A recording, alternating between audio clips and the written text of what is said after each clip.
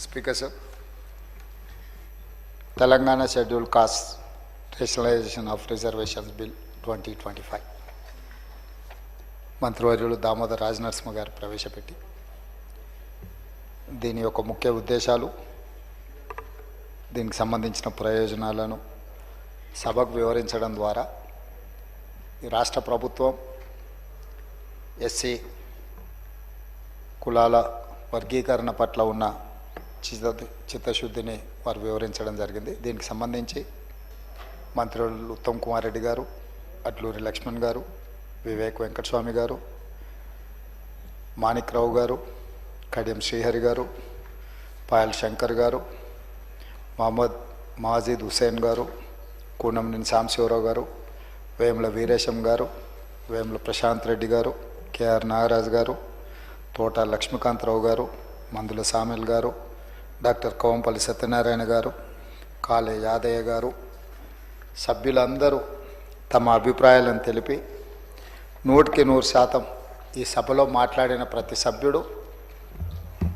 SC ఉపకులాల వర్గీకరణకు అనుకూలంగా మాట్లాడి ఈ సభ మొత్తము ఈ వర్గీకరణ విషయంలో అండగా నిలబడ్డందుకు సభ్యులందరూ కూడా మనస్ఫూర్తిగా ధన్యవాదాలు తెలియజేస్తున్నాను. పార్టీలకు అతీతంగా రాజకీయాలను పక్కన పెట్టి ఈ సభ పూర్తి స్థాయిలో రాష్ట్ర ప్రభుత్వం ఒక ప్రక్రియను చేపట్టి ఆ ప్రక్రియ ద్వారా ఈరోజు బిల్లు రూపంలో సభ ముందుకు వస్తే అందరూ దీనికి సంపూర్ణంగా మద్దతు పలికినరు. మీ ద్వారా సభ్యులందరూ కూడా మనస్ఫూర్తిగా ధన్యవాదాలు తెలియజేస్తున్నాను. అధ్యక్ష, దీని నేపథ్యం దాదాపుగా 30 సంవత్సరాల నుంచి జరుగుతున్న సుదీర్ఘమైన పోరాటం. ఈ పోరాటం తెలంగాణ రాష్ట్ర ఏర్పాటు ప్రక్రియ ఎంత సంక్లిష్టంగా ఉండి చివరికి ఆ సమస్యకు ఒక పరిష్కారం దొరికిందో శాశ్వతంగా శ్రీమతి సోనియా గాంధీ గారి నేతృత్వంలో ఈనాడు ఈ వర్గీకరణ విషయంలో కూడా మాదిగా ఉపకులాల వర్గీకరణ కూడా సంక్లిష్టమైన సమస్యగా మారి తెలంగాణ సమాజం, అదేవిధంగా ఆనాడు ఉమ్మడి రాష్ట్రంలో కూడా రకరకాల పోరాటాలను ఎదుర్కొని చాలామంది దీంట్లో చనిపోయిన వాళ్ళు ఉన్నారు. తెలంగాణ ఉద్యమంతో పాటు ఈ పోరాటంలో ప్రాణాలు అసలు బాసిన వాళ్ళు ఎవరైనా ఉన్నారంటే ఈ మాదిగా ఉపకులాల వర్గీకరణ సందర్భంగా పోరాటంలోనే చాలామంది చనిపోవడం జరిగింది.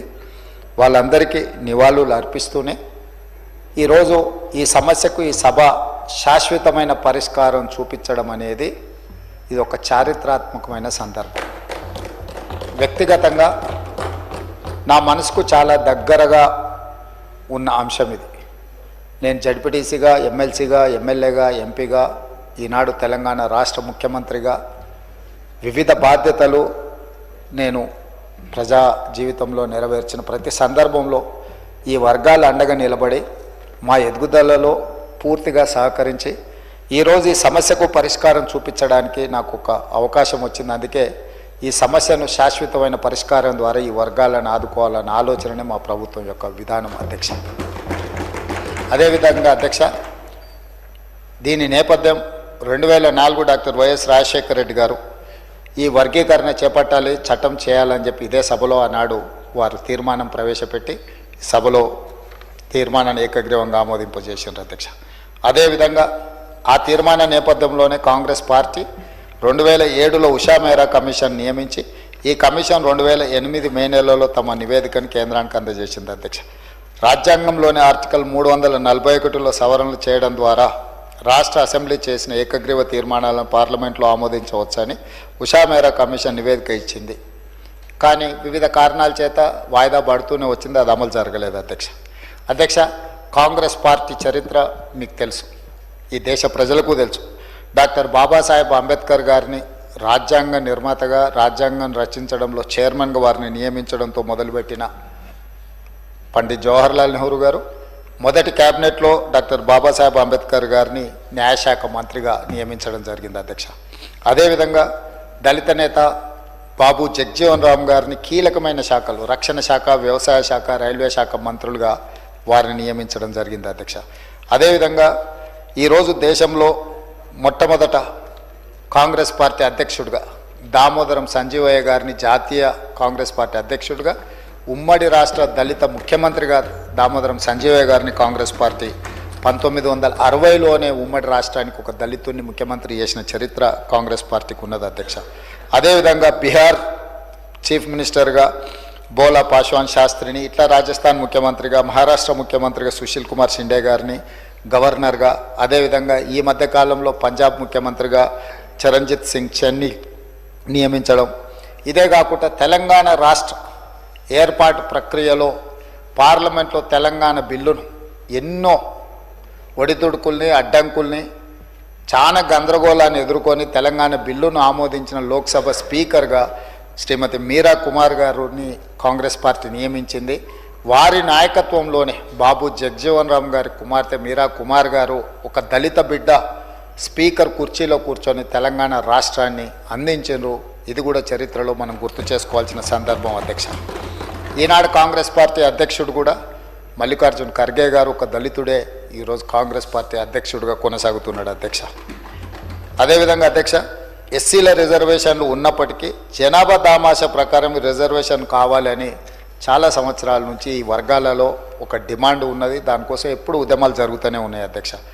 అందుకే దీన్ని రాహుల్ గాంధీ గారు 2018 ఎన్నికల సందర్భంగా స్పష్టంగా తెలంగాణ రాష్ట్ర ఎన్నికలకు వచ్చినప్పుడు ఉత్తమ్ కుమార్ రెడ్డి గారు పిసిసి ప్రెసిడెంట్గా ఉన్నప్పుడు స్పష్టంగా హామీ ఇచ్చాను, కాంగ్రెస్ పార్టీ అధికారంలోకి వస్తే ఎస్సీ వర్గీకరణ చేసి తీరుతుందని.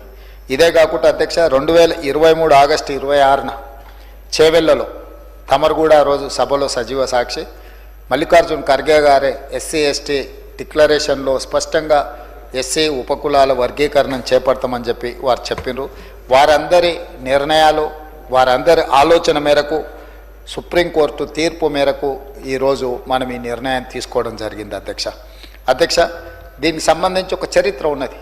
1996లో జస్టిస్ రామచంద్రరాజు కమిషన్ నియమించడం, వారు 97లో నివేదిక ఆధారంగా వర్గీకరణ చేస్తూ జీవో 68 ఏబిసిడి కేటగరైజేషన్ కింద, జీవో 69 రోస్టర్ విధానాన్ని అమలు చేస్తే ఆనాడు జీవోలు ఇచ్చారు.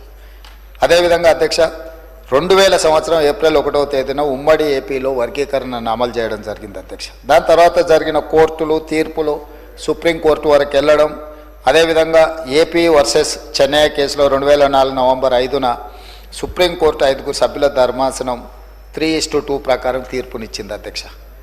ఎస్సీ వర్గీకరణ కోసం చర్యలు తీసుకోవాలని కోరుతూ 2005 డిసెంబర్ 10న ఉమ్మడి రాష్ట్ర అసెంబ్లీలో తీర్మానం కూడా కేంద్రానికి పంపించడం జరిగింది అధ్యక్ష.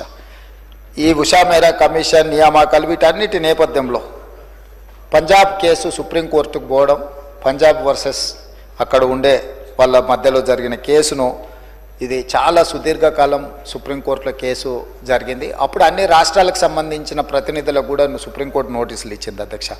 ఆ నేపథ్యంలో తెలుగు రాష్ట్రాలలో కూడా అభిప్రాయాలను తీసుకోవాలని కేంద్ర ప్రభుత్వం కోరింది అధ్యక్ష.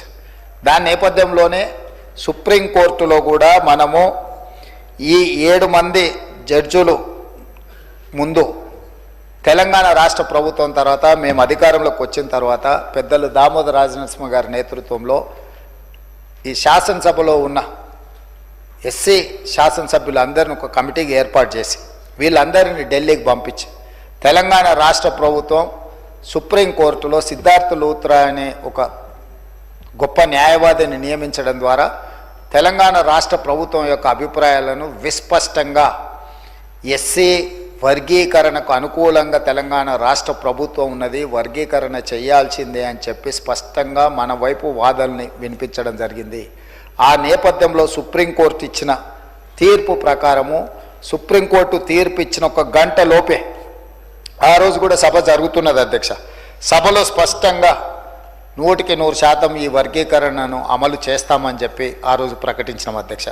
అదేవిధంగా అధ్యక్ష కోర్టు ఆ రోజు ఇచ్చిన దాంట్లో కొన్ని విషయాలు రాజకీయ కారణాలతో కాకుండా ఎంపెరికల్ డాటా ఆధారంగా మాత్రమే వర్గీకరణ చేయాలని చెప్పినారు అధ్యక్ష. ఎంపెరికల్ డాటా క్షేత్రస్థాయిలో అనుభవపూర్వకంగా సేకరించిన సమాచారం, 1 జనాభా, 2 అక్షరాస్యత శాతం, అనుసరిస్తున్న వృత్తులు, ఉద్యోగాలు, ఆర్థిక పరిస్థితులు, వీటన్నిటి నేపథ్యాన్ని తీసుకొని ఈ వర్గీకరణ చేయాలని సుప్రీంకోర్టు మనకు చెప్పడం జరిగింది అధ్యక్ష. వీటన్నిటి నేపథ్యంలో రాష్ట్ర ప్రభుత్వము ఒక మంత్రివర్గ ఉపసంఘాన్ని ఏర్పాటు చేసింది అధ్యక్ష. దానికి బాధ్యత ఉత్తమ్ కుమార్ రెడ్డి గారిని మంత్రివర్గ ఉపసంఘానికి చైర్మన్గా నియమిస్తూ సభ్యులుగా శ్రీధర్ బాబు గారిని, అదేవిధంగా దామోదర్ రాజనరసింహ గారిని, పొన్నం ప్రభాకర్ గారిని, సీతక్క గారిని, డాక్టర్ మల్లు రవి పార్లమెంట్ సభ్యుడిని మనం ఈ క్యాబినెట్ సబ్ కమిటీలో సభ్యులు చేసి వాళ్ళ చేత మొత్తం 6 సార్లు వాళ్ళు సమావేశమై వాళ్ళు ఇచ్చిన సూచనలు అన్నిటిని కూడా పరిగణలోకి తీసుకొని వారి సూచన మేరకు 1 మ్యాన్ కమిషన్ అపాయింట్ చేసినాం అధ్యక్ష. 1 మ్యాన్ కమిషన్లో షమీం అఖ్తర్ గారిని మనం 1 మ్యాన్ కమిషన్గా నియమించి వారు పూర్తిగా సుప్రీంకోర్టు జడ్జిమెంట్లనే కాకుండా ఉషా మేరా కమిషన్ కాడి నుంచి మొదలు పెడితే వివిధ వర్గాలకు సంబంధించిన అన్ని రిప్రజెంటేషన్స్ తీసుకున్నారు అధ్యక్ష. అందరితో మాట్లాడిన వారు దాదాపుగా ఎన్ని రిప్రజెంటేషన్స్ తీసుకున్నారంటే 8,681 రిప్రజెంటేషన్స్ తీసుకున్నారు అధ్యక్ష. జిల్లాలలో పర్యటన చేయడం కానీ వారి దగ్గరకు వచ్చి వివరాలు అందించిన వాళ్ళ యొక్క అభిప్రాయాలు అన్నిటినీ వారు తీసుకొని స్పష్టంగా వారు ఒక పూర్తి స్థాయి ఎక్సర్సైజ్ చేసి చాలా పారదర్శకంగా, ఎందుకంటే ఏ ఒక్కరికి కూడా ఇందులో అన్యాయం జరగకూడదు, ఈ కమిషన్ ఇచ్చే నివేదిక పట్ల ఎవరికి అనుమానాలు ఉండకూడదు అని ఒక ప్రత్యేకమైన కార్యాచరణ తీసుకొని అందరి అభిప్రాయాలు విని వారు ఒక స్పష్టమైన నివేదికను సూచనను తెలంగాణ రాష్ట్ర ప్రభుత్వానికి ఇవ్వడం జరిగింది అధ్యక్ష. ఈరోజు ఈ ఎస్సీ ఉపకులాలలో దాదాపుగా 59 కులాలు ఉన్నాయి అధ్యక్ష. ఈ 59 కులాలకు సంబంధించి ప్రభుత్వ రంగ సంస్థలలో వాళ్ళు చేస్తున్న ఉద్యోగాలు కానీ, విద్యా అవకాశాలు కానీ, రాజకీయ అవకాశాలు కానీ, గ్రాంట్ అండ్ ఎయిడ్ సంస్థల నుంచి కూడా కమిషన్ సమాచారాన్ని సేకరించింది అధ్యక్ష. వీటన్నిటిని దృష్టిలో పెట్టుకొని జస్టిస్ షమీం అఖ్తర్ కమిషన్ తన నివేదికను 2025 ఫిబ్రవరి 3వ తారీఖున ఈ మంత్రివర్గ ఉపసంఘానికి సమర్పించింది అధ్యక్ష. 4 తారీఖు రోజు ఎంబడే మంత్రివర్గాన్ని ఏర్పాటు చేసి వారిచ్చిన కమిషన్ యొక్క సూచనలు తూచా తప్పకుండా ఆమోదించడం జరిగింది అధ్యక్ష. ఎక్కడ కూడా మనం కమిషన్ రికమెండేషన్స్ నుంచి డీవియేట్ చేయలేదు అధ్యక్ష. ఎందుకంటే 7 న్యాయమూర్తుల ధర్మాసనం ఇచ్చిన జడ్జిమెంట్ నేపథ్యంలో మంత్రివర్గ ఉపసంఘాన్ని ఏర్పాటు చేసి మంత్రివర్గ ఉపసంఘం 6 సార్లు సమావేశాన్ని చేసి అధికారులతో న్యాయ నిపుణులతో చర్చించి 1 మ్యాన్ కమిషన్ అపాయింట్ చేసిన 1 మ్యాన్ కమిషను వివిధ జిల్లాలు, వివిధ ప్రాంతాలు, వివిధ స్టేక్ హోల్డర్స్ని అందరితో మాట్లాడి వాళ్ళు ఇచ్చిన నివేదికలు కానీ 8,681 రిప్రజెంటేషన్స్ని అన్నిటిని కూడా తీసుకొని క్రోడీకరించి చట్టపరిధిలో వారు చేయగలిగిన అన్ని అంశాలను పరిగణలోకి తీసుకొని వాళ్ళు ఒక నిర్ణయం తీసుకున్నారు అధ్యక్ష. దాని ప్రకారం 59 ఎస్సీ కులాలను 3 గ్రూపులుగా విభజించడం జరిగింది అధ్యక్ష. గ్రూప్ 1 కింద 15 ఉపకులాలను తీసుకొని వాళ్ళకు 1% సామాజికంగా, విద్యాపరంగా, ఆర్థికంగా పూర్తిగా వెనుకబడిన వర్గాలను గ్రూప్ 1 కింద తీసుకున్నాడు అధ్యక్ష. 1% రిజర్వేషన్ వాళ్ళకి ఇవ్వడం జరిగింది అధ్యక్ష. అదేవిధంగా గ్రూప్ 2 మధ్యస్థంగా లబ్ధి పొందిన ఎస్సీ కులాలు, మోడరేట్ బెనిఫిషియర్స్, వాళ్ళను 18 కులాలు ఉన్నాయి అధ్యక్ష. అందులో 9% రిజర్వేషన్లు వాళ్ళకు ఇచ్చిండ్రు అధ్యక్ష. అదేవిధంగా గ్రూప్ 3 అధ్యక్ష గణనీయంగా లబ్ధి పొందిన, అంటే కొంచెం సిగ్నిఫికెంట్గా బెనిఫిట్ పొందిన వర్గాలు 26 కులాలు ఉన్నాయి అధ్యక్ష. వాళ్ళకు 5% రిజర్వేషన్.